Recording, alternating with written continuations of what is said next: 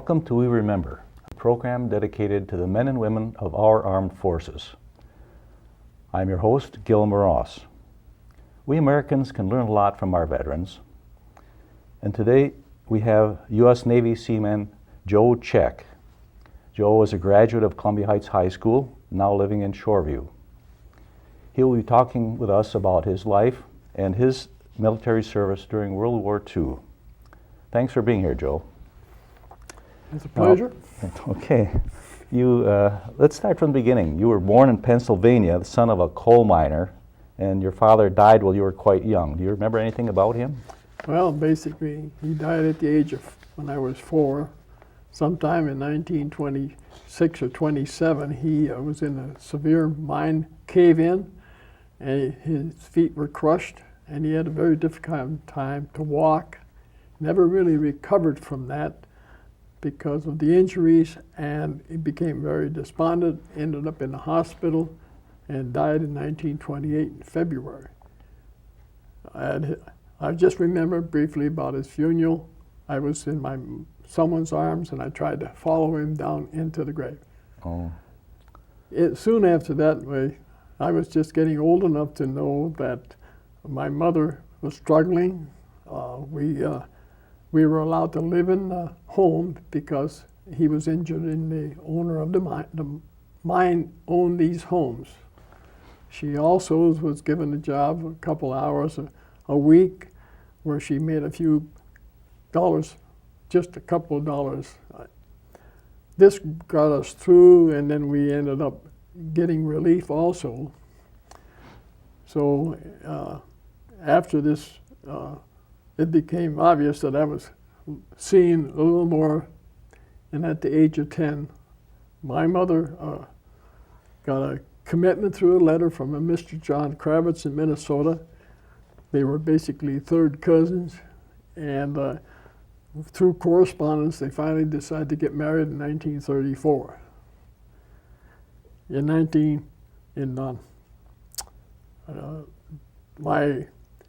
The oldest sister got married in October. That cut down from 4 kids to 3 kids, and that was myself, my younger sister, and my older sister that came with us. The oldest one, of course, got married and stayed there. Mm-hmm. When we got to, Mr. Kravitz was a Sioux Line employee, so we got a free train ride back to Minnesota. Mr. Kravitz also had 4 children. The oldest girl got married also in October to relieve the congestion in that house, and so there was a younger sister of a youngest daughter of Mr. Kravitz, an older one, and the oldest boy. So there were 6 of us in this, and plus the 2 in this small house on 42nd Avenue in Columbia Heights. Okay, so you moved to Columbia Heights, and then you were about 12 then, or? 10. 10. Okay, we moved into this house on October 10th, 1934, and I'll tell you when I left. I know the exact dates. Okay, so did you were going to school then? Did you get a job or anything while you were here? Or well, while going to school, I found out I was smarter than some of the other kids, because in Pennsylvania, the school systems was much more strict and you got, I believe, a higher level of knowledge just because they were ahead of everybody. And so I think I ended up in 6th grade or 5th grade. I don't even remember that exactly, but during the period that I was there, I found that I could cut grass for my neighbor, Mr. Sennett, who was in the Milk Drivers Union, and during the 1934-35 period. It was quite an eventful time with the milk drivers and the unions and the fights that they had. I cut the grass, and there were times when I got odd jobs in washing windows down on Central and 40th with the National Tea, Lakotas's Beer Hall, the Kreski's store, and so I made a few pennies, And then I got myself a paper route when I was around 14, 15. And so I was able to buy a bicycle out of my funds, and I was well known for that because I was the only kid that had a bicycle. You were a very reliable newspaper boy? Well, I hate to admit it, but I did the pedal papers on the Armistice blizzard of 1940.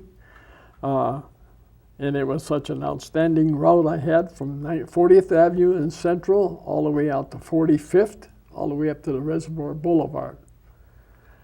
My customer closest to the boulevard, I just forgot her name, believe it or not.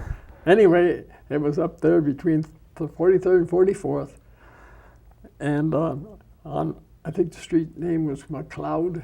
And I got up there, and then I had to cross country down to 42nd Avenue. I did walk through that open field. It was full of snow, and I got stuck several times, and I had to go on my belly to move through. Never thinking the consequences that everybody else was freezing. And it's well known that many, many hunters froze in their tracks during that blizzard.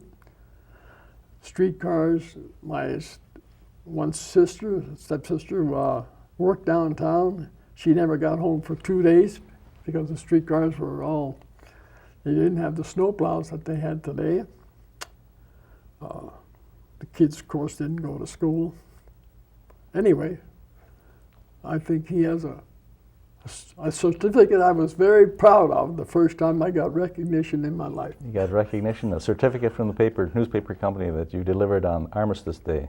Right. Oh, that's quite the thing. Congratulations. So then, after that, you just kind of did your jobs, and where were you on December 7th, 1941? I was playing basketball. This was a Sunday morning. I had already gone to church, and of course then my mother allowed me to do whatever was necessary to enjoy. I walked down to Snook Peterson. Robert Peterson was also one of the guys we played softball with, and also we were playing around with the basketball that day. And we both, while playing around with the basketball, heard about the bombing in Pearl Harbor. It was quite significant to us, and I don't think either one of us really grasped it because we didn't even think we were still kids. We thought we were kids, but it was something that we didn't really discuss, but we knew that it was a very serious event in history. Mm-hmm. Can you think of anything else about while you were in high school? Well, basically in high school, I was not very active. Because of the significance, my father couldn't give me everything.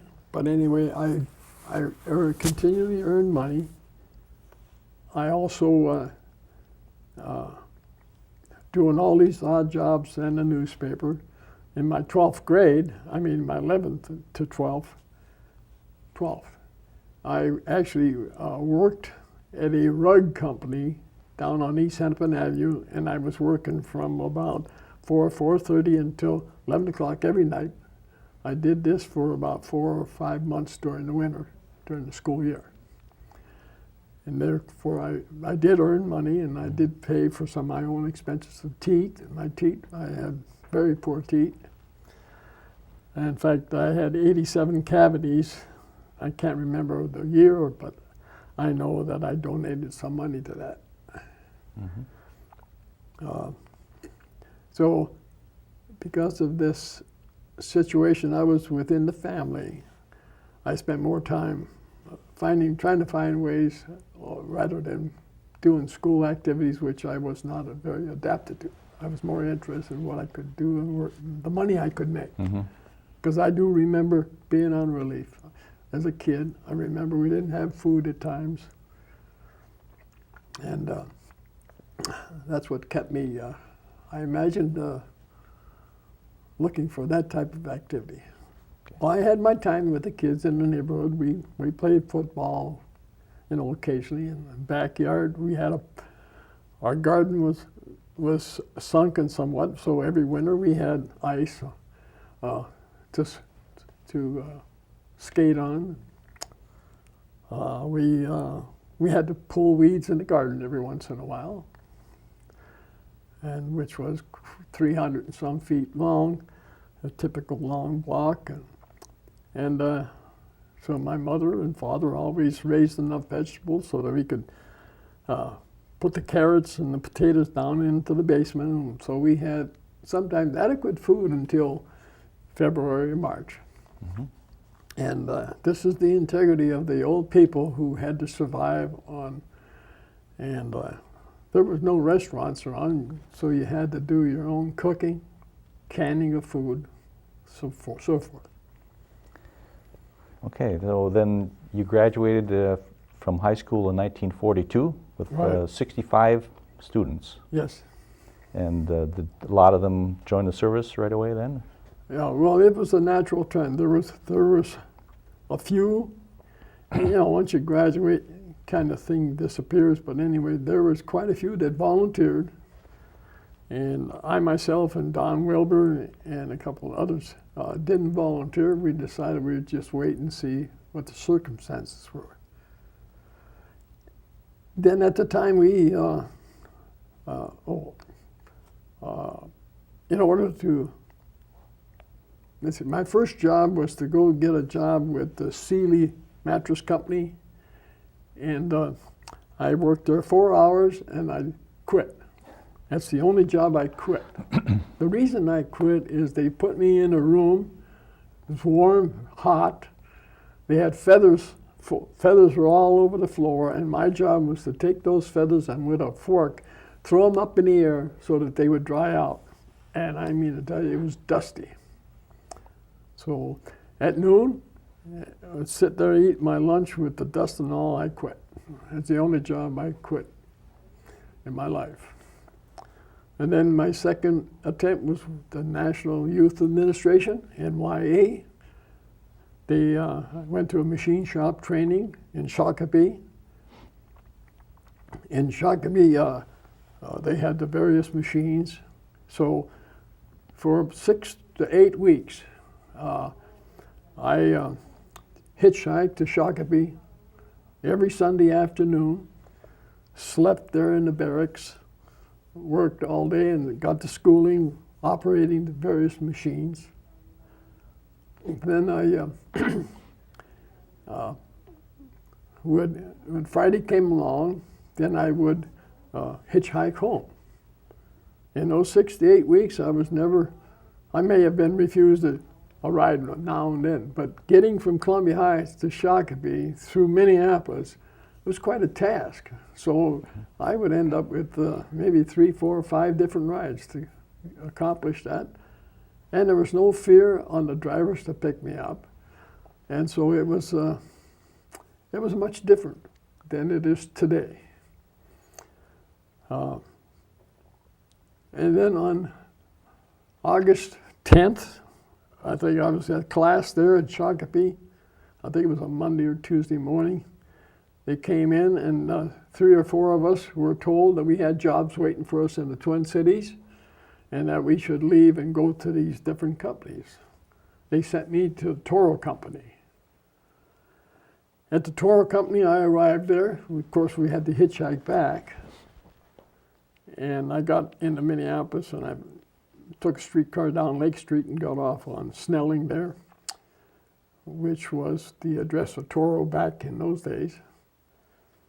And I went to Toro, and I looked at this old building, and these buildings were built way back in World War I. But, I was happy to get a job. I walked in there, and after just a few words, they knew that I had operated equipment, so they said, when would you like to go to work? I said, well, I don't know. Well, she said, could you go to work this afternoon for the 3 to 11 shift? I went back and I thought to myself, yeah. So I had to go home and get a lunch, have my lunch, and then get a lunch. And I went back by streetcar, and can't remember, it's 4 or 5 o'clock when I went to work. And at 11 o'clock, I was allowed to go home, and once more took a streetcar and got back to Columbia Heights. Now that was not much of a task in those days. To go to get home at night was relatively easy because there are not very many streetcars out, not very many people.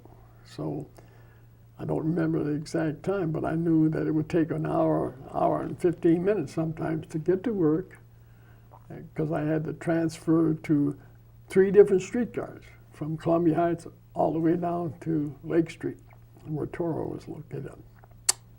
So that was quite a task. Mm-hmm. I did that until sometime in February, I think it was, I was given a draft notice. And so I decided that working at night was not the fun thing to do, and I should have a daytime job. And I told my supervisor, and he said, that's fine, you can come to work during the daytime. And we'll make that arrangement. And so I began working during the day shift, and I had my fun with some of the guys that were still around. And I was recruited, I think, sometime in the latter part of April, and I think it was May 10th when I left home. That was Sunday, it was Mother's Day. Mm-hmm. And that's the day we left for Farragut, Idaho.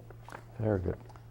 You were drafted into the Navy. Yes, I was drafted because when I first went down to sign up during the draft, at that time, the Army was pretty well filled, but we could still choose the service that we wanted to go into. We had taken some tests earlier, and I could choose whatever service I wanted to go into.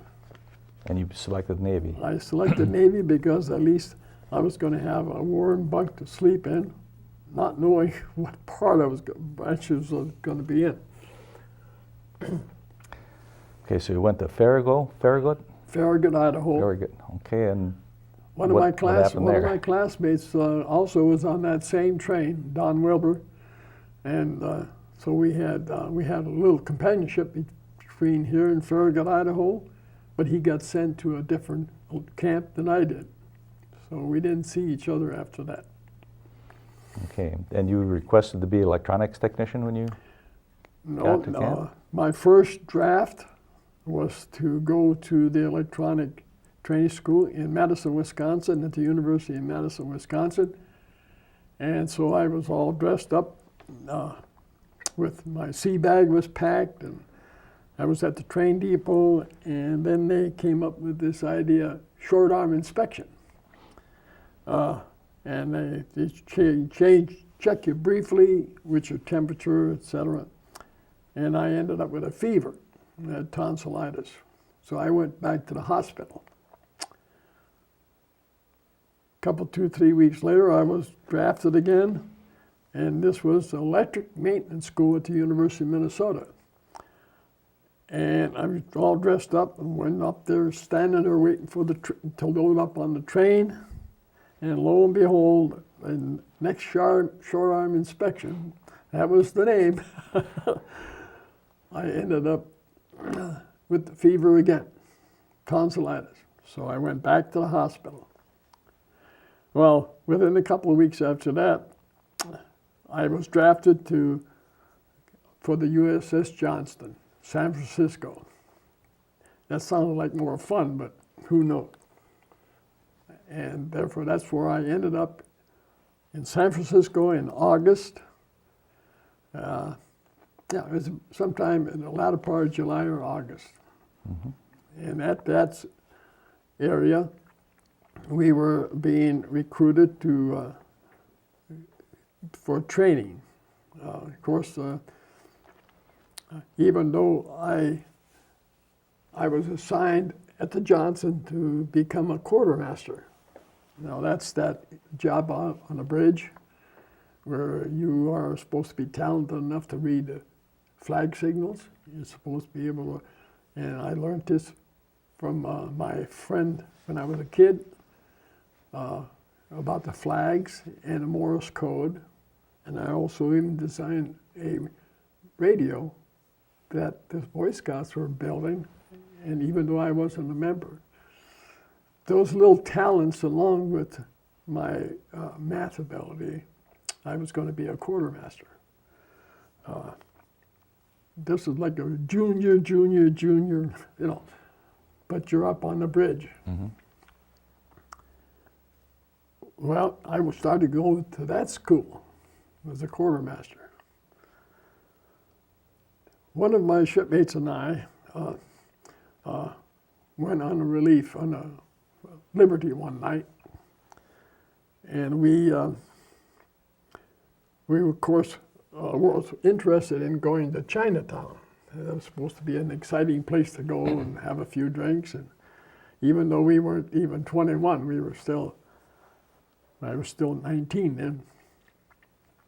And we went to Chinatown, and because of the circumstances within that area, we got out of that bar in a hurry, and within 2 or 3 blocks of that was old St. Mary's Church, which was the only church that survived the earthquake back in 1906, I believe it was. And that's where I got my first dance with the girls who were entertaining the soldiers and sailors in town. On the way back, we missed our train to the Treasure Island, which is the one that was built there for the 1940 World's Fair, or whatever they called it. Anyway, we missed our train back, so we ended up trying to find a place to get out of the cold, damp weather, and we ended up going into a bar, and about all we could buy there was soft drinks. On that occasion, there was a little short, stubby man coming in, officer, and he came in and sat down, and he pushed between us and separated us, just like that. I mean, of course, this is an officer, and we were just nothing but enlisted men. And he told the bartender to give us drinks, and the bartender says, "I can't." He says, "You will." So we ended up having a few drinks, and we got pretty loaded because we had all that time to waste. And we got back on the train at 6:30 in the morning, something like that. They had to be back in class at 8. So that was a long night and pretty difficult, so that at class that morning, it was about 10:30, if I recall. A messenger came in, talked to the instructor, and the instructor asked me, telling me, "Mr. Check, you are to report to the officer today." So I didn't know did I do something when I was kind of inebriated? I got back to the officer today, and here is this little stubby old gunnery officer. He was well trained in guns. I think it was because of our association when we spoke at the bar. He was of Polish descent and spoke Polish very good. I had enough Slovak that we could figure out our languages, and that's why I think I was picked to become a gunner's mate striker. Those are the twists and turns that I experienced first in my life. I didn't know there were that many. Mm-hmm. So then you were I was a gunner's mate gunner's striker. mate striker, striking to be a gunner's mate. Right. Then I started going to the gunnery schools, and I spent most of my time training on a 5-inch gun, but basically I had to go through the pointer, the trainer, instruments, also putting in the projectile and also the powder can. When it came to the powder can, out on this open deck, when after they fire, the powder can comes out. There's a long tube of brass. When it came out, you're supposed to hold your hand there, put your hand under it because it flies out of the muzzle. You don't pick it out, it comes out the slot. And I got so excited, I went up like this, and I pressed this hot piece of brass against my face, so I cinched my skin, so I ended up getting treatment. And then we were called to go back to Seattle Tacoma shipyards to go aboard ship. We were scheduled for commissioning on October 25th, which was October 27th, excuse me, which was Navy Day. And with this celebration, Navy Day, we had the governor of the state of Washington there, the mayor of Seattle. We had a couple of admirals, a whole selection of a lot of people, because this was a memorable day. And probably the most interesting thing that happened that after all the politicians talked, the admirals, the captain of our ship, Ernest E. Evans, was allowed to say a few words. In brief, not exactly quote, but he did say, he addressed us. He did not address the ones that were down on the wharf there. He said that you've heard all the great things about the Navy. He says, all I had to say is that I'm going to go in harm's way. And if any of you would prefer not to go with me, you may get permission to be transferred to some other area. And that stood out in every man I talked to heard those words that I remember, in our conversations. Mm-hmm. What did he mean? It was well said. Okay. So no one at that point in time did leave.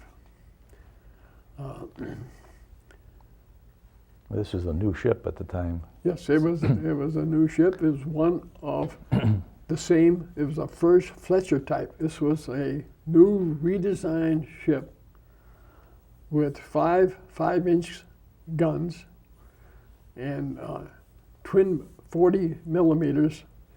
There was 5 twin 40 millimeters and 20 millimeters.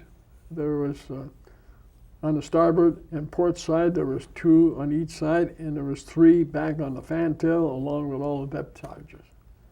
But also with 10 torpedoes. That was our total armament, which was, like I say, it was the first new destroyer designed to be a protector of aircraft carriers, aircraft carriers, battleships, and cruisers. Mm-hmm. And when we discovered that we were supposed to be the ones that protect these big ships, we didn't know, but we were headed for a lot of experience, knowing that we might be the ones taking the torpedoes instead of the bigger ships. You were in harm's way. Yep. So then Captain Evans took you out on a shakedown cruise to yes, do some testing? He went through the pace of getting us interested in navigation and what he had to do. And I'll never forget the time when we went to an island to pick up our our ammunition. He headed for this island. The island spread out there, and this areas there where all the ammunition was. So he headed for that at full speed. And we were beginning to think something's going wrong because we were getting fairly close to the dock there. But he managed to be able to get us up to that dock and just gradually change the ship's position. It seemed like that's all he did was come right up to close. And that was the first time that I was really impressed about his capability of getting that ship to do as he commanded, I suppose. Sounded like he really knew his job. Yes. Okay, then after the shakedown cruise, well, you were out at sea for a while? Do you remember Well, we anything? made the first trip. We went out to Puget Sound. Puget Sound is, I think the word is correct, because as soon as we hit that rough water for the first time, there was a lot of sailors that got sick, and they puked. So maybe Puget Sound was the correct word. And so we went on our way after several trial and error tests out there. We went to San Diego, spent 3 weeks down there testing the integrity of the ship and the mechanism, firepower. Then we went back to Seattle where they made the final corrections. Then we went back to San Diego and we joined the fleet, and we left there sometime near the end of January. Our first point was the Diamond Head Island. We went into the bay there, and that was at that point I realized that we were becoming part of a fleet. Our first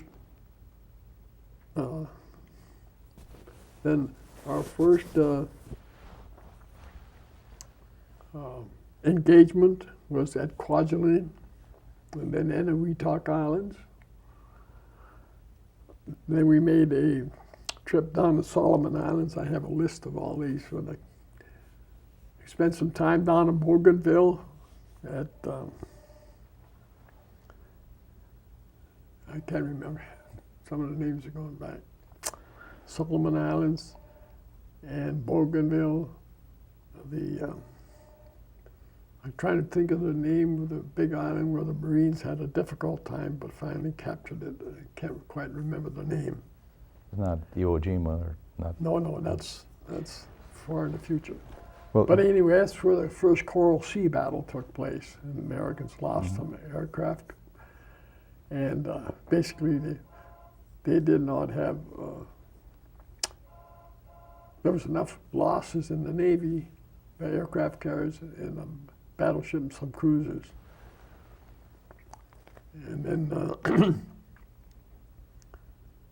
then there was a whole series of steps after that. We did a lot of screening for Japanese submarines that were providing food and whatnot for the different islands where the Japs were holed up. Mm-hmm. There was a lot of effort made to just skip islands, and they didn't take every island. They just took out the major islands that would contribute to give too much trouble. And so it was like they skip and hop and jump across the Pacific, and that was the real, that was really the way the armed forces were guided by the... All this time that you were engaged in these activities, were you part of this Taffy 3 force at the time, this 77.4.3? No, that was formed after we had, our designation was a Desron, and there was 9 destroyers. There were all the Fletcher, there were all the new destroyers, and we were put through the task of protecting the next group after the Solomon Islands. We ended up going Guam, Saipan first, and then Tinian, and then Guam, and we were in on the bombardment of the Guam area. After that, we went to Ulithi. We took that air base out, and that became an air base for our own airplanes. And it wasn't until in latter part, actually it was the first part of October, I believe it was, where we found ourselves in Manus Bay, and the collection of all the ships that were going to be used by the 7th Fleet for the invasion of the Philippines and Leyte, the landing of the troops at Leyte. Mm-hmm. We were on our way there. We went through a typhoon, which was quite an experience. The ship had rolled to 33 degrees, which threw every one of us that were in the sack, threw us out of the sack because of the tilt of the ship.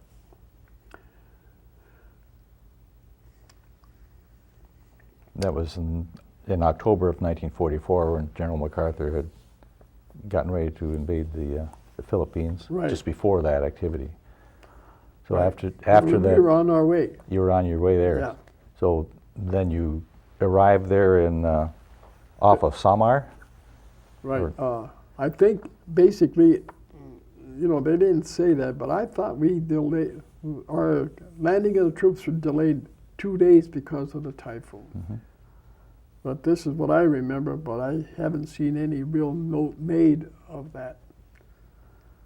And then when we got into position, we found that Taffy 3, there was 3 groups called Taffy 1, Taffy 2, and Taffy 3.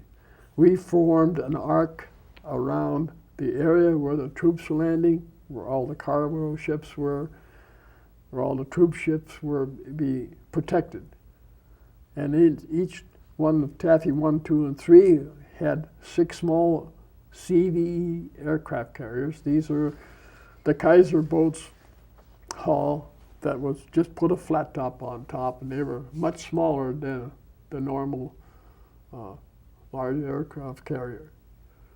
Each one of these aircraft carriers provided airplanes with both fighters and bombers, torpedo ones. And they were used basically initially, and they were to be used as bombing ahead of the troops on land.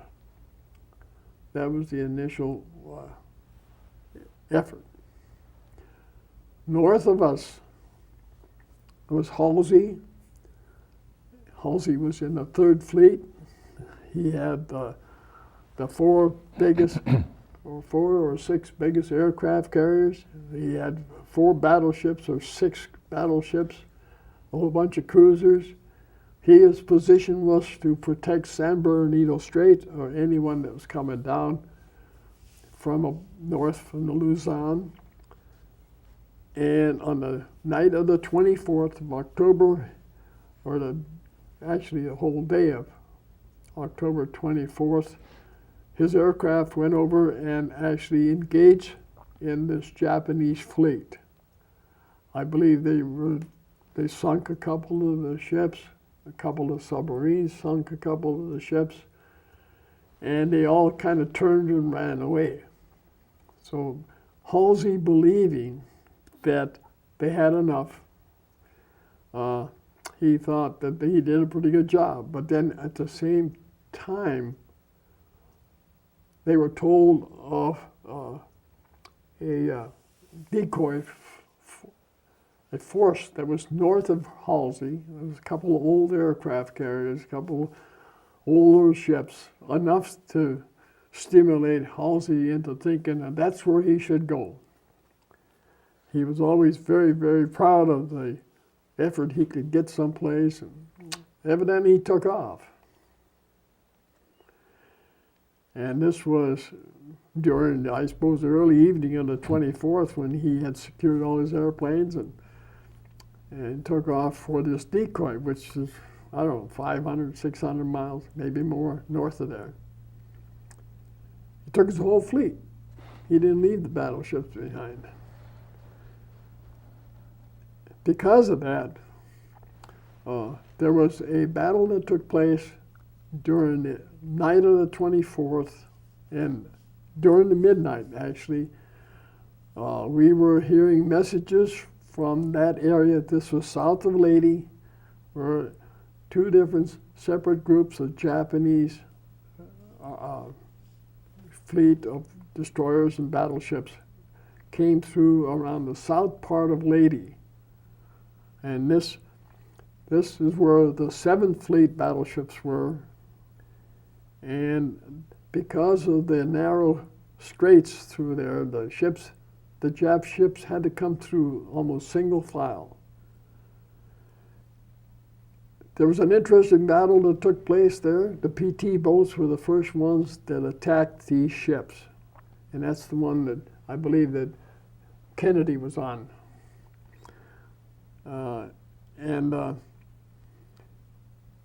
It told of his, and then there was the destroyers that took place, and then when he got through past these two forces, the Japs were coming through this strait, and that was where the famous battle called Crossing of the T took place. This is a repeat of, I believe, John Paul Jones from earlier history dates, where he did the same thing. The Japs were forced to come through this narrow straits. Our battleships did a fine job there in the cruisers, and they did stop the Jap fleet from coming through. And the book will tell a better story of that than what I've just done. We were allowed to hear the communication about that during that battle. This was at midnight, and I was still awake listening to that because I was put on the intercom. I had to go on watch early mornings.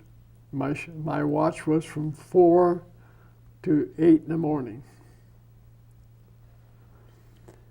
And I was sitting on gun 45, which was way up there on the back part of the ship. And the visibility up there was very good. And at early in the morning, it was just getting light. We could see, the first thing I seen was some exploding shells up in the sky. And this was a far off distance, and we knew that the scout planes had taken off from the aircraft carriers and were out looking around. And that's when I knew it was very unusual to see these exploding shells that they were trying to get at the aircraft, the scout airplanes. Mm-hmm. After that, then everything became high pace, and we went to general quarters. And as I remember, it was 20 minutes to 7 in the morning. They called general quarters, but your ship hadn't been attacked yet. No, we were, okay. This was 30 miles away. Okay. They were. Our shells, the most they could go, I think it was 18,000 yards, which is nothing. But that was the limit of the 5-inch guns. Mm-hmm. So you went to your general quarters? Yeah, we went to general quarters. The most disturbing thing that happened to me was the fact that in all these other engagements of these other islands, I was in the handling room of gun 54, which is the 5-inch gun. And it was just at the 2 reunions ago, I found out that the reason I got changed from being in the handling room, this is underneath the gun, where we would get ammunition from the magazine, and then we would transfer that up to the gun. The reason is that the guy by the name of Campbell decided he would rather be inside, and he wanted to take that job over, take my job over, because I was as my title was a gunner's mate, third class. I had advanced to that point. He wanted to be inside. He was also a friend of the gun captain, so politics did it, I think. So I'm assigned to the twin 20 millimeters on the starboard side, right within, the guns, the two positions are almost parallel on the ship. I had never been assigned to the 20 millimeters. The gun crew was in place. They knew their job. The man who did the communicating, and all the men in their own positions, they knew their job. So, and I didn't know hardly anything. The progress went that we first experienced the fact that our ship, Captain Evans, was the first ship to go and start setting up smoke, creating smoke, so that the Japs could not see the aircraft carriers. I mean, that was the main purpose of the smoke screen. We had enough little squells of rain also. That was a means that helped to hide the aircraft carriers from the Japs.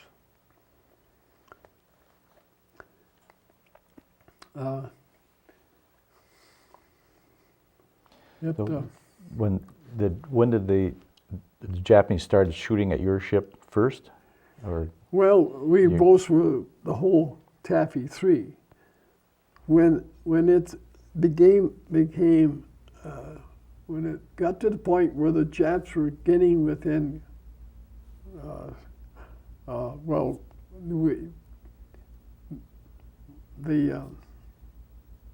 the captain, along with the whole fleet, knew.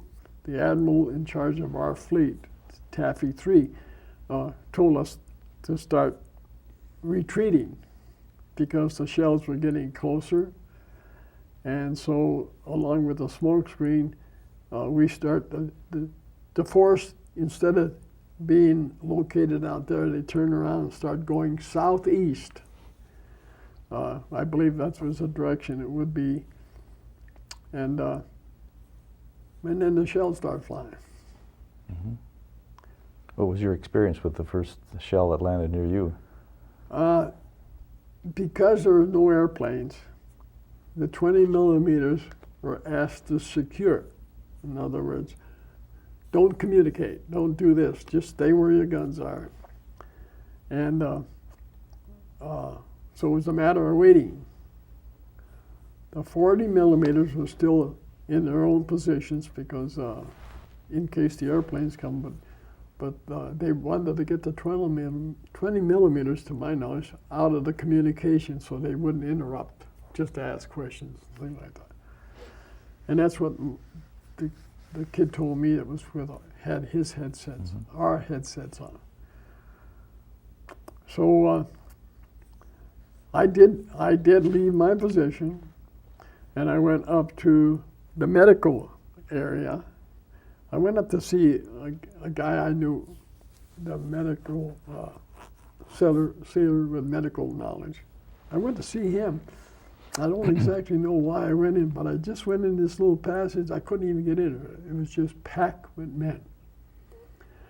And to my knowledge, nobody else was injured. And when I was in there, it was confined in a passageway, and the medical slot was here. We got hit with the 3 14-inch shells. It's either 2 or 3. I still am not sure. But I know at least 2 of them came in and hit the after engine room.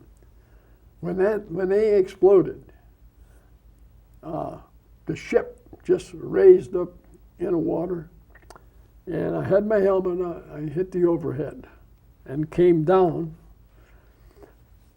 and I landed on the floor. And I knew something was wrong, so then I left, went back to my gun position.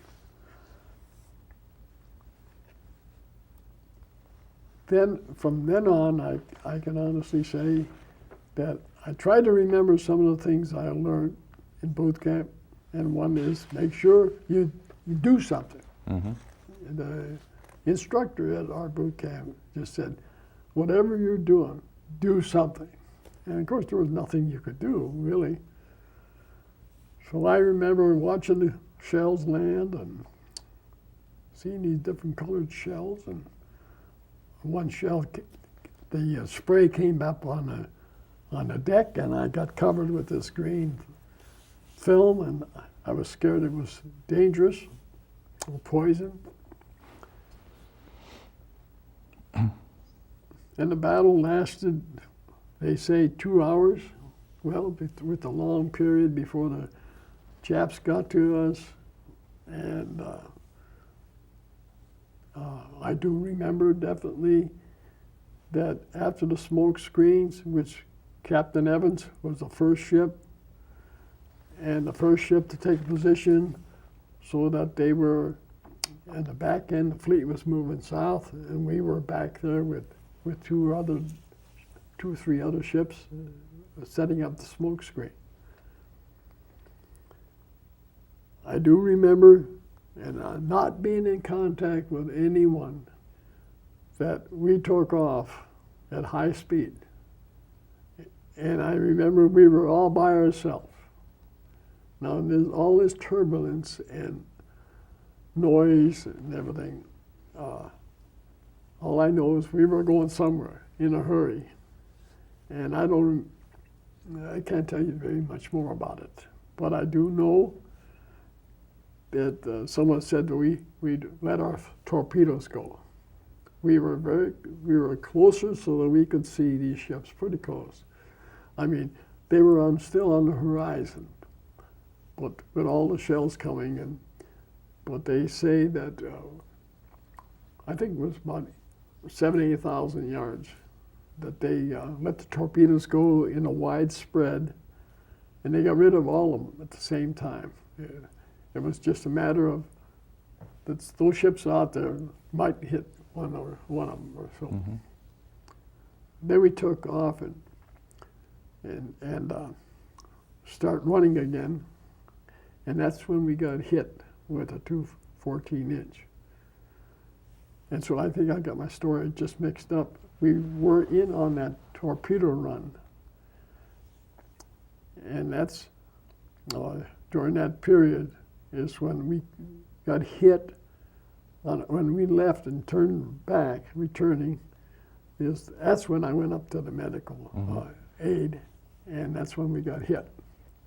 But after you got hit, you continued to do battle, apparently, until the ship. Yeah. The after engine room was knocked out. I had gone back to my station, and by that time, because I left the medical aid, I went back to my position where those guns were, my guns were, and that's when the two men came out of a hatch from the engine room and came up. And they just made them up. They sat down, and you could see them just swell up, and they perished there. They died right there. Mm-hmm. From the steam. The steam used at that kind of speeds was up to 900 degrees. So none of the men that was down in that area could survive.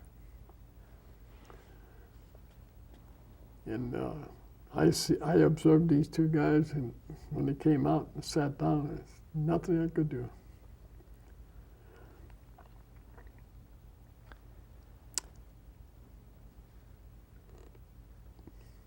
Is there anything else about the battle you can remember that you want to talk about? I knew we were hit several times. I knew that, and I was interested in what was going on. And so I don't remember everything. There are periods I learned from other experience, other things I read and talked to other men. There's sometimes a blank that enters you when you're in a situation like that. But I remember that I went up forward. I wanted to go talk to a gunner's mate by the name of Coleman. He was one of the young guys that I admired. And he was up on one of the guns, 5-inch guns forward. I went up there, I went through this passageway, and laying on the ground was an officer. He was beheaded from a shell that hit up in the bridge. Rather than have anybody come through there and step on him, I set him aside so that nobody would step on him or trip on him. I went up to the gun. I looked into gun number 1. There was nobody in the gun, and I looked in and there was smoke coming up through where the shells and powder cans came up through the floor. I remember that distinctly. I remember going back to the fantail is when the electricity back to the mechanism for steering the ship had gone out, and so there was men assigned that in that emergency they would go down on the fantail and go down and manually move the levers and whatnot to steer the ship. I remember that I went back there and I seen them sweat, and I remember I asked them if any one of them wanted to be relieved, and I got a response of no. So, and then I remember my position when we must have been hit quite a bit. I'm still not hurting. I remember that earlier I had gone to the area on the port side where the shells entered the ship that exploded, and there was black powder from the depth charges all over the deck. I remember seeing that. I also remembered that I threw some brass containers from the powder cans. I threw some of those over the side because they were getting piled up all over the deck.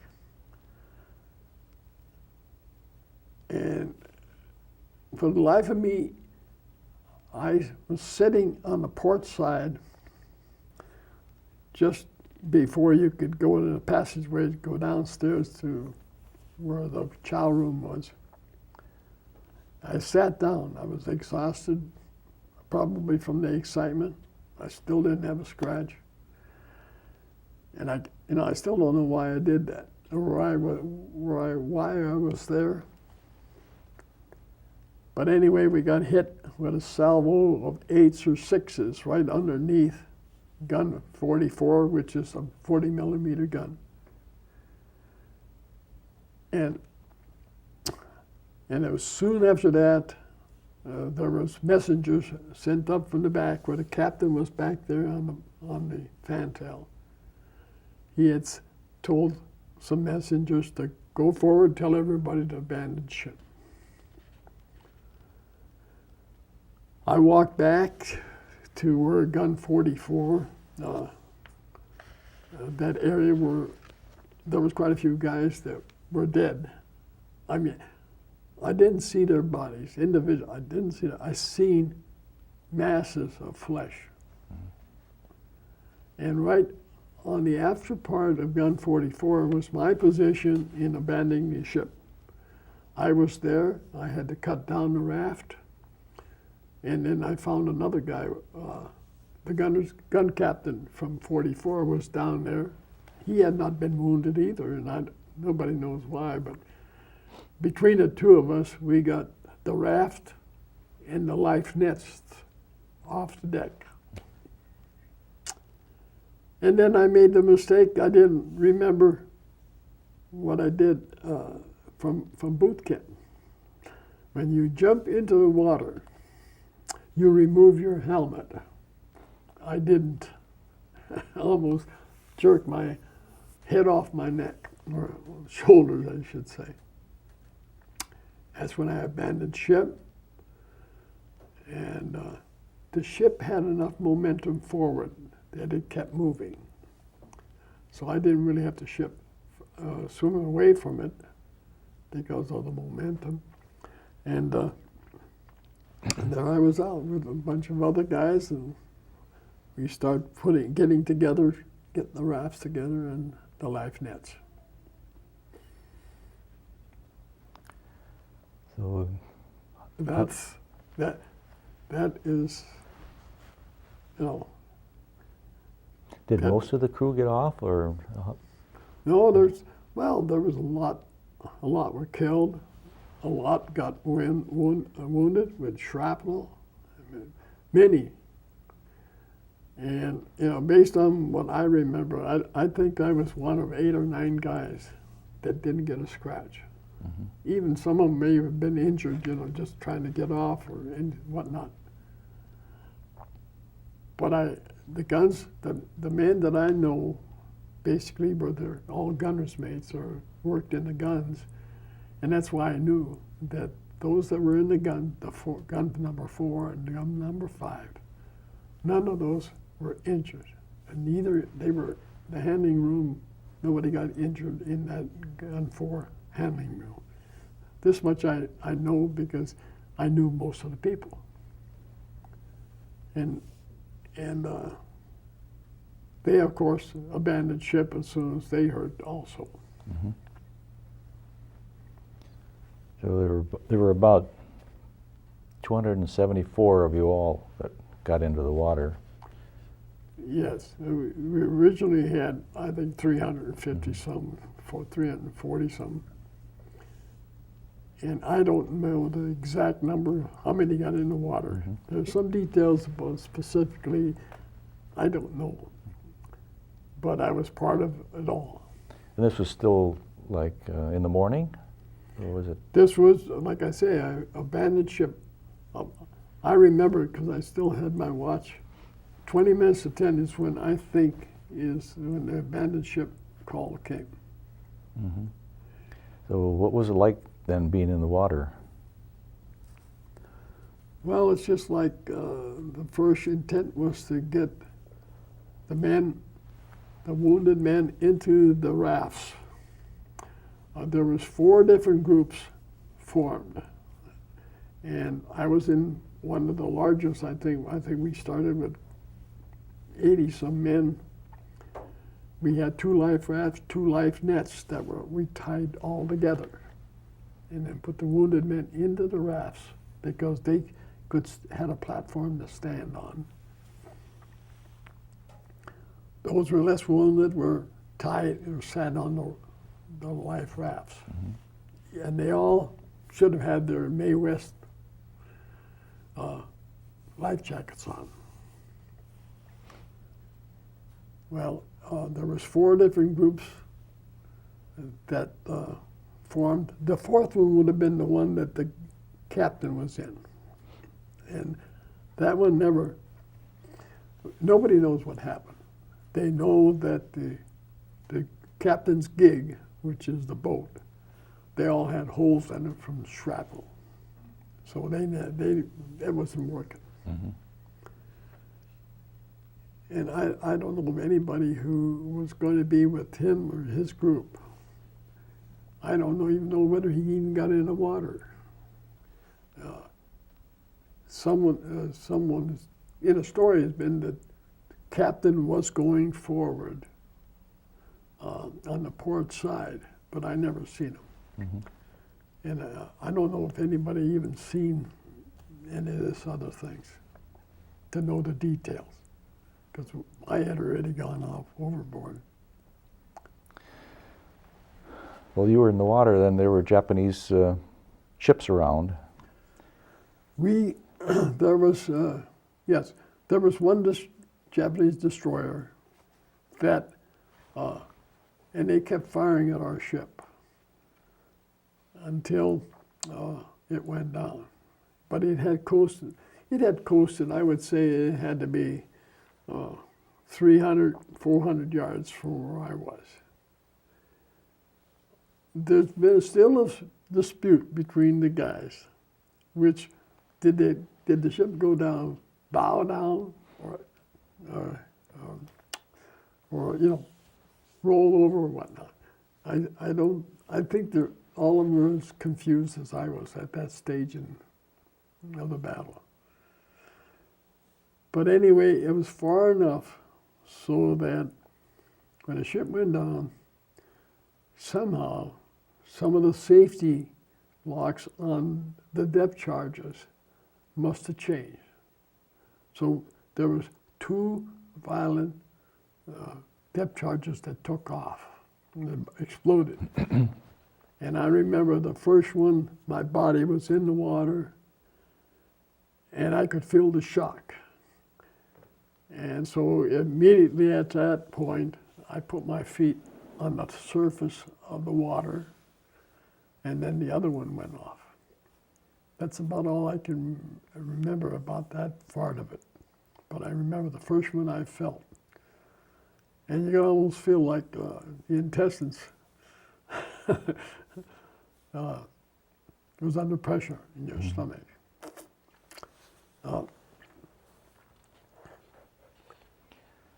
So a Japanese destroyer came along today.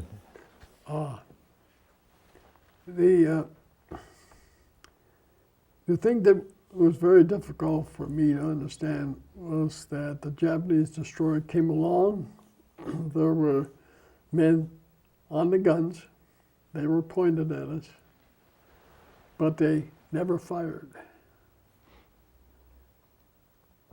And in the Geneva Convention, they have some basic rules that they try to get everybody to understand. Once a ship is gone, that sailor is harmless, and he's in the water. You don't touch him.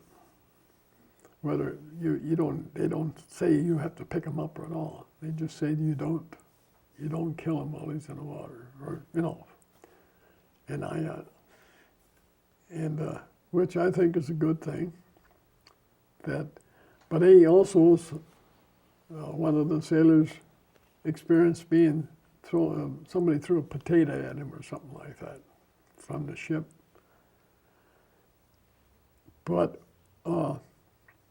and some others said that the captain of the Japanese destroyer saluted us. I didn't see that, but this is hearsay. He thinks they may have known that you were from the Johnston, the brave ship that went ahead alone and on that torpedo attack.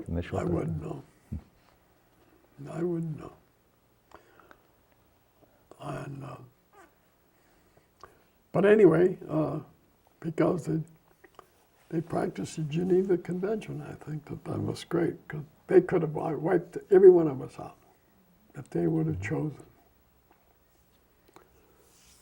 So they moved on and left you alone in the water, or your group in the water? After the ship went down, yes, they left in the water. They still continued in. They joined the other forces after the other ships. Mm-hmm. Of course, we were the last one. We were the last destroyer. The Hull was the first one that got sunk. They took extremely a lot of damage because they went in, after the Johnson went in by itself for this torpedo run and start coming back. Then we got hit. The other destroyers, the Herman and the Hull, and the Roberts, which was the destroyer escort, they all were asked to go in for a torpedo run. Then the captain of our ship, even though we only had one engine, one screw, and two guns firing, the 2 aft guns were manually firing because there's no electricity to do all of this. This is all manual. Captain Evans decided to go in with him, even though we could only go in at 18 knots, where the others already still had their full power going. The Fletchers could still go at 35, 36 knots. The Hull, being a destroyer escort, could not go that fast, but some were up in the 20s, their speed. And it was then that the Hull and the Herman did some real interesting things that are told in the story.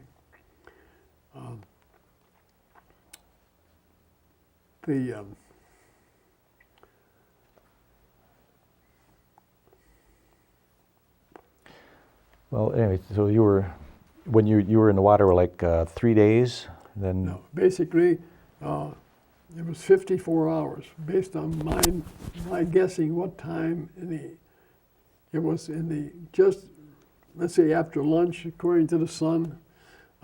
I'd say it was like just after lunch or 12, if there was 12 o'clock up there in the Pacific, maybe, I don't know. I didn't have my watch anymore. But the first night was very dark, and a lot of men were dying. We lost some men to sharks. And we lived through the second day, and we all got sunburned. I mean, the heat of the sun on our skin was pretty tough. The men that died sometimes they took their life jackets off. These life jackets were only good for 72 hours, these Midwest ones. That's what we were told and taught. Some of the guys used these as pillows during the time they were on the ship, and some of them were not very good because the damage to the life jackets, you never think you're going to need it. Mm-hmm. And of course, I kind of kept mine in pretty good shape. So mine was still good, but I was looking for another one of these race ones where you blew up. And but I didn't need it. But I do know that mine was getting pretty saturated by the time I got out of the water. Mm-hmm. I think the most, other than the sharks, I think the most devastating thing, I mean, when some of the men were dying, was the second day when it became evident that some of the guys drank the water. The chemicals in the water would contribute to hallucinations, and there were some pretty sad stories that took place because of that. And that was sad. And this all seemed to be more apparent on the second night. And it wasn't until sometime in the morning of the second day. We sunk, abandoned ship, spent all day in the water that night, the next day all day in the water. So you could say it was the third day. Okay. But you were still, you remember being picked up then? Yeah, well, yes. It was just a matter of not knowing whether, I didn't have this problem. We had an officer, and besides a couple of other guys who were well acquainted with trying to get the signals so that they found us. We did, just going back, the first night, we did send up flares, hoping that somebody would be out there looking for us. We didn't have, I got 2 swallows of water the second day from our food containers that we had aboard those rafts. But they were not maintained, so the water was pretty ugly tasting. So who picked you up? Do you remember? A couple of LCIs picked us up. And these are landing craft infantry. In other words, when it gets up near the shore, these men have ramps, and then they extend the ramp a little further so you get maybe to a shallow land or shallow water. but these were the ones that picked us up. And there is a story also saying why it took them that long to find us. Okay, then where did they take you for after that? They took us back to where the hospital ship was. They made a quick inspection. Then they put us on an LCI and send us off to Manus Bay. Is where we started. On this LCI was a landing craft infantry. I mean, this was for the tanks. And so it was empty. So we sat like a cork when we went through heavy seas getting back to New Guinea. I realize I'm talking too much. No, you're doing fine. Okay, so you eventually got back to the United States, to San Francisco. Yeah, we ended up at Manus Bay. We got on the Laurel Line, which is one of the big cruisers. I mean, one of the big luxury ships back in those days. And there was quite a few people. We went to Australia and picked up some others that were going back to the States. Mm-hmm. On the way back to the States, we went under the Golden State Bridge. Golden Gate Bridge. Golden State Bridge, and we went under there at 9:13 on that December 1st. After that, we got a quick inspection. We got a bag of shaving gear from the Red Cross, and within, I think within 4 or 5 days, we were on our way home for a 30-day rest. Mm-hmm. And how did you end your career then in the service? It was at the end, or then you eventually got out? We went back to Treasure Island after our 30-day leave. I ended up being stuck there more than anybody else, but I did get assigned to a new destroyer, and this was the new model where they had twin 5-inch guns. They didn't have 5, they only had 3 twin 5-inch guns, and I was assigned to that ship. And finally my papers were destroyed in a train wreck through the pass up east of San Francisco, and that's why I got delayed and didn't get out of there. I see that when you did get out, you had a Purple Heart, did you? And the Purple Heart was issued to those that didn't even get wounded, is because we were in the water over 50 hours. Okay. That was the main gist of the Purple Heart. And then it wasn't until I was in Hawthorne, Nevada, I was sent there. I was assigned to this ship, and in May, something like that, or maybe a little later, they issued a bulletin so that anybody who had spent time overseas and could request shore duty. This already was, this was late in the spring already, and so they didn't need anybody else over there. So I took advantage of that and requested shore duty. I ended up in Hawthorne, Nevada, which is an ammunition dump. It's 370 miles from Las Vegas and 150 miles from Reno, so I spent the last 9 months in that area. Got discharged on the 26th of March, 1945. Okay, and was it your ship or 1946. your unit that was awarded the Presidential Unit Citation? Yeah, we all were. All of the ones in Taffy 3. Everybody in Taffy 3. Yeah. Okay. But the captain received the Congressional Medal of Honor. Mm-hmm. We received several awards for the different battles that we were in. the Philippine, the Asiatic, which is anybody that was out in the Pacific. Mm-hmm. So then after the war, you went back to work at, was it Toro?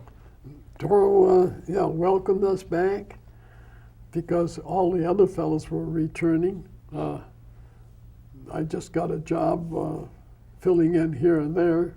I didn't end up in a machine shop anymore. I ended up in a welding shop. Spent a few weeks there until the flashing of the welding rods got to me, and I developed some pterygiums on my eyes, and they had to have one of them removed. So then I went in the punch press department. I was requesting these. Every time, at this time, in a union, that any time there was an opening in a different department, you could sign up for it. And so I moved from the welding shop to the punch press. I changed that in one day. I went in the paint shop and spent 3 weeks there painting one tractor, and paint wouldn't stay, and it was a chemical problem rather than me, I hope. I still don't really know. Mm-hmm. I ended up going into shipping, spent some time there. I went in the parts department. I wanted to know all these operations. I was just curious as oh heck, and anytime there was an opening, I went. I took a cut and pay a couple of times just because I wanted to go, like in a parts department. That was it. Then I ended up back in assembly and decided I was going to quit Toro. And maybe I shouldn't be saying some of these things, but it was a reason that I just thought that I didn't think it was right to do or get. I was trying to increase production, I guess, or I was doing too many pieces, and some of the guys got mad at me. So I was going to quit. I went out and looked for a job, was offered a job, and almost went. I better not get involved in that one. Okay, well, tell us about, you had your younger sister you cared for some time. My sister got rheumatism when she was 15 and I was 17. I was the last 6 months that I was going to quit peddling papers, and she got sick while we were delivering the Sunday paper, and she always helped me so I could give her some money to go to the show, and also for candy. And I guess I always thought about that one, but anyway, she got sick, and by the time she was becoming an invalid. She never got to go to 9th grade because of her sickness, so she missed out on school from that point on. Mm-hmm. I remember that my stepfather always allowed her to go to any doctor she wanted to go to. To me, that was a great act on his part. And even to Rochester. She ended up going to Rochester for a full week. My stepfather died in 1952 when I took her to Rochester. One of the things that I remember about Rochester was that I took her down there. She spent a week being examined. Then I went down there to meet her. I was in a part of a show. I had 287 entries in this talk. It was a comedy, and I was so scared I couldn't remember the words and my entry timing. And we were at the doctor's. The doctor responsible for the 12 different doctors that examined her for the week. We were sitting there, and he said to Margie, my sister, and he looked at me and my mother, and he said, you know, Margie has got 3 things wrong that we observed when she was here. And he said, 1. He said, 2. He said 3, and then he started telling what the third one was. Then he had to go back to the first and second one. I was so relieved because was worried about whether I was going to miss out, and I would forget my clues in this show. And here was a doctor, a male doctor, that couldn't remember what he was going to say.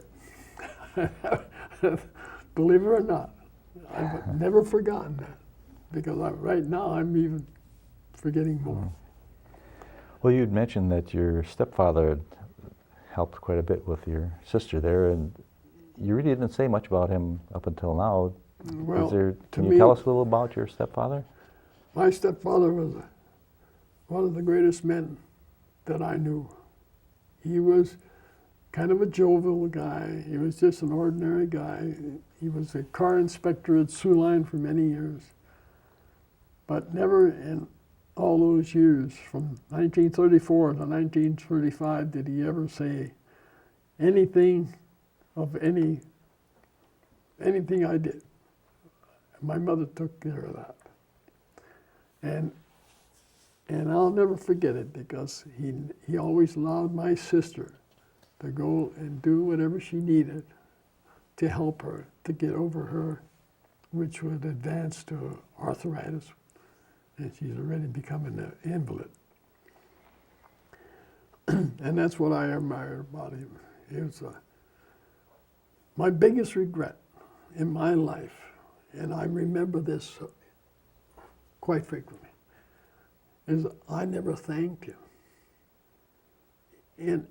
And the reason is, it became such a memory of mine, is that in 1955, he always used to work overtime if it was asked. I had the car, I took him to Sioux Line to work that Sunday afternoon from 3 to 11, I think it was, or 4 to 12. I dropped him off at work, went back home, and just as I entered the house, I got a telephone call. And the telephone call was from the foreman at Sioux Line, and he told me that my stepfather had died. I have failed to thank him for what he did for our family, and I'll never forget that. And I've made it an effort that everyone who has made an impact in my life, I've told them they're ready, that what I appreciate it. Mm-hmm. But that's truth. Well, he must have really been a good man. So. Yeah, well, you know, a man who has 3 kids, and then he takes on 3 more, plus a wife. I had a pretty strong mother. She was pretty tough, because she had to learn how to put up with us, you know, when we were kids, with no food, and lived through those situations during the Depression. It was pretty tough. Mm-hmm.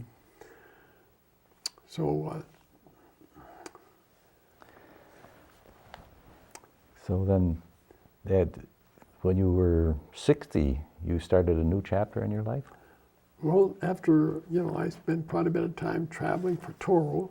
I got into engineering in 1952, and by 1959, Toro decided that they had to start testing these mowers better and increase and improve the quality of the product. I just happened to be lucky enough to be in a position where they said, Joe, you're going down to Florida and you're going to be taking some lawnmowers with you. You hire them in, and you will test those mowers. So I did that in December 1st. I went down there on December 1st, drove all the way to Florida in my own car, set up a test shop at North Perry Airport, which was,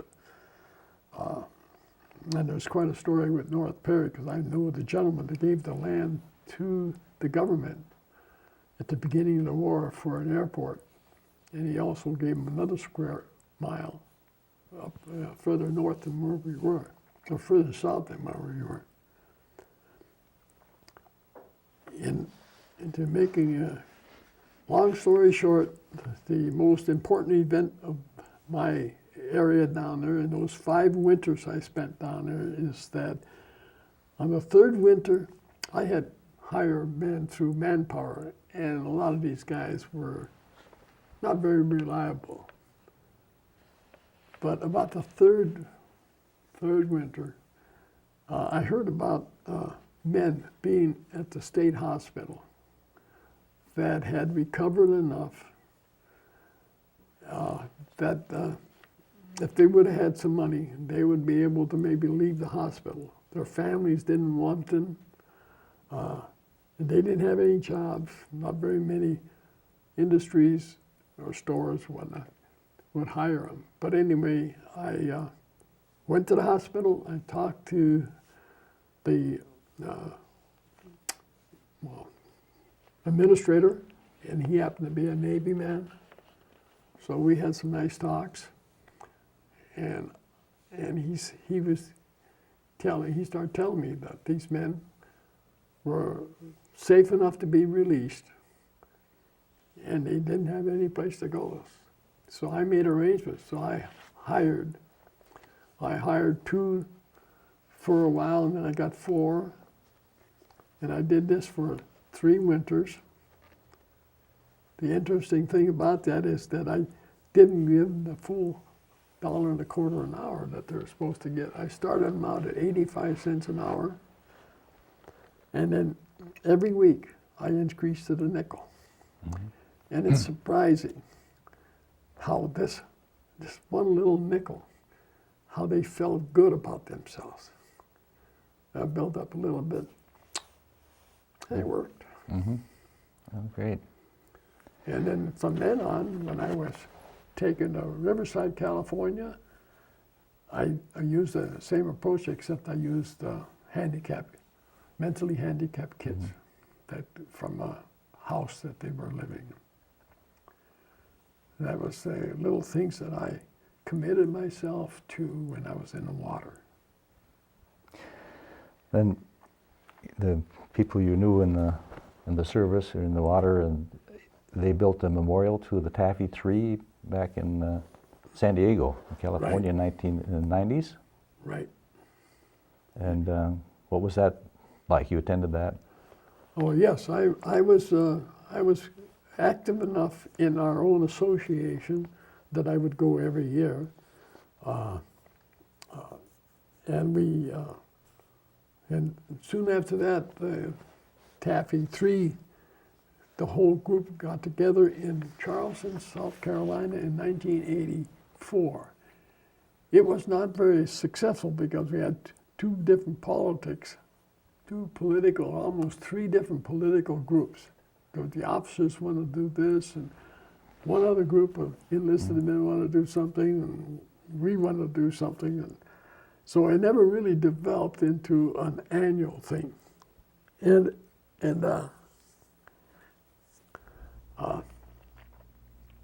My throat's starting to thicken. It never developed into an association. So what ended up is that after a few years, just the Johnson and the whole got together, and we had our annuals. The reason we got together was because we'd have a big enough group to have get some reasonable prices for hotels and any side trips. Well, you were asking me about the age of 60. Yes, I was a bachelor, and I loved my job, and I would work 10, 12 hours a day. I had such interest in the mechanics of a lawnmower, and so that occupied most of my time, and the traveling, and so I was busy. I'd come home every summer, and then I would take over taking care of my sister and my mother. And then after several years of this, in 1975 or 76, I had spent 12 winters in Riverside, California. I came back then, and they said, well, you're not going to go down south anymore. your base, wherever you organized a base, they were going to hire a guy to take over that. So he'd be down there 12 months out of the year. But anyway, I kept working from 75 to 84. I took some engineers down with me to teach them about the different grasses. Well, anyway, you were talking about when I became 60 years old. Yes. Well, you got married when you were 60. My mother passed away in March 1984. Yeah. And she was getting pretty old already. She was hurting at 89, so she passed away. And then it seemed like I had the freedom to do what I wanted to do. So I met Fern, and of course, at that point in time, within 9 months, we got married. Fern is a wonderful girl. She has 3 kids. I can honestly say that she's very soft-spoken. And there was only once that she kind of raised her voice, which was a big surprise. But she raised 3 kids. They treated me great all these years. And I can say to her anytime I want that she's that great of a girl. She's a typical mother. She, I don't know how you can say anything better than that. Okay. Well, is there anything else then that you'd like to say about anything? Well, I had a couple of notes here. And of course, I was going to tell you that the best man I knew in my life was the integrity of my stepfather. And secondly, that I failed to thank him. The second was the captain of our ship, the U.S.S Johnston, Ernest Evans. And it arrived, it came to me is that when we went aboard ship for the day of the commissioning, when he said, "I will go into harm's way," and he gave us a chance to leave, I thought that was a great leadership role for him to say that to us and give us a chance to run if we wanted to. And for myself, I can say that over the years, that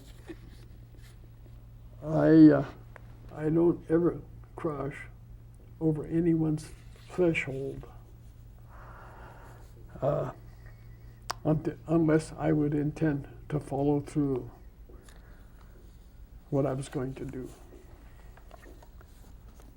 And I can honestly say I've had a great life because all the serious things that I had enough adventure because of my stepfather and his family, because of Toro. Toro, I could tell you many more things about Toro, but they are a great company for their employees. Mm-hmm. And my life in general. Okay. Well, that's quite a story. I'd like to tell the people who are watching that you donated this book to the Columbia Heights Library, and we recommend it, The Last Stand of the Tin Can Sailors. It includes details that Joe mentioned when he mentioned the story. He's talking about the details that are in this book, so you can get that and read about them. Well, thank you very much, Joe. It's been a pleasure. Thank you. And we'd like to thank all of you for watching at home. Goodbye for now. And until next time, please remember to thank a veteran for your freedom.